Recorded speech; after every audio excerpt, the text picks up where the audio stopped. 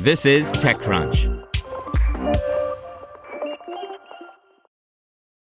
Epic Games CEO calls Apple and Google gangster-style businesses.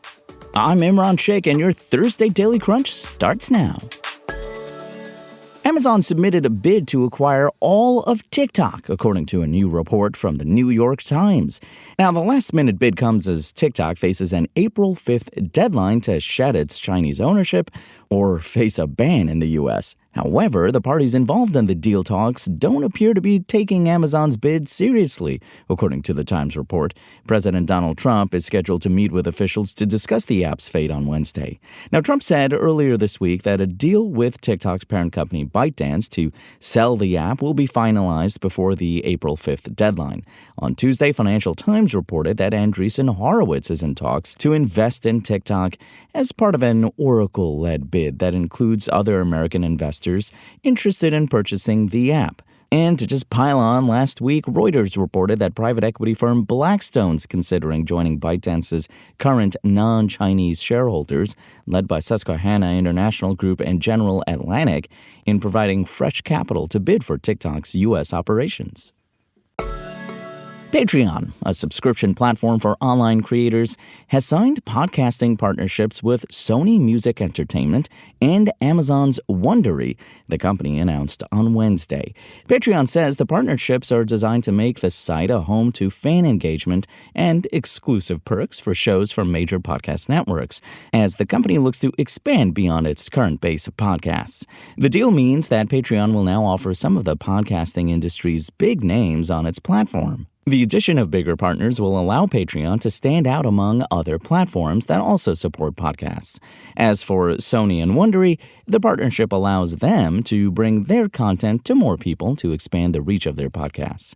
As a result of the partnerships, select podcasts from Sony Music and Wondery will be available on Patreon, including Getting Better with Jonathan Van Ness, Lipstick on the Rim, and This Is History from Sony Music, and Scamfluencers, Killer Psyche, and Kurt Kromer Feelings from Wondery. Patreon said podcasters on its platform earned more than $472 million from over 6.7 million paid memberships last year, making podcasting the single highest earning category of creativity on the platform. Patreon says it plans to add more podcasting partners in the future.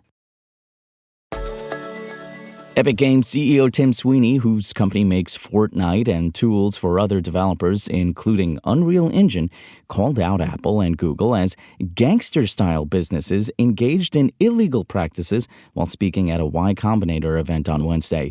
The executive also emphasized how the big tech company's practices directly affected his own business by scaring away users from installing Epic's Games Store software and preventing Epic from attracting developers to its offerings. Notably, Epic Games has played a big role in the fight against big tech monopolies over the past several years. The company sued both Apple and Google for monopolistic practices over their respective app stores.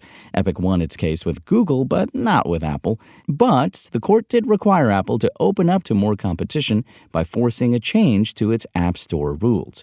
The court said app developers should now be able to link to other purchasing mechanisms besides Apple's own. On stage, Sweeney again called out the big tech companies for their practices and their malicious compliance with the court's decisions. The sad truth is that Apple and Google are no longer good faith, law-abiding companies, Sweeney said.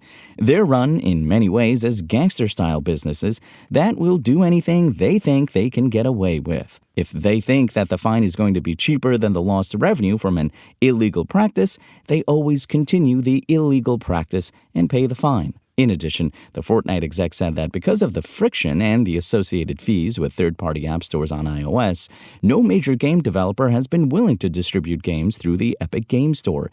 Instead of its usual 30% fee, Apple reduces the fee but collects a core technology fee of 50 cents per install per year for any app with more than 1 million downloads. That's your Daily Crunch. Today's stories were reported by Aisha Malik, Sarah Perez, and more beautiful, lovely TechCrunch journalists. We'll see you here tomorrow, same tech time, same Crunch channel, and until then, find us at TechCrunch.com.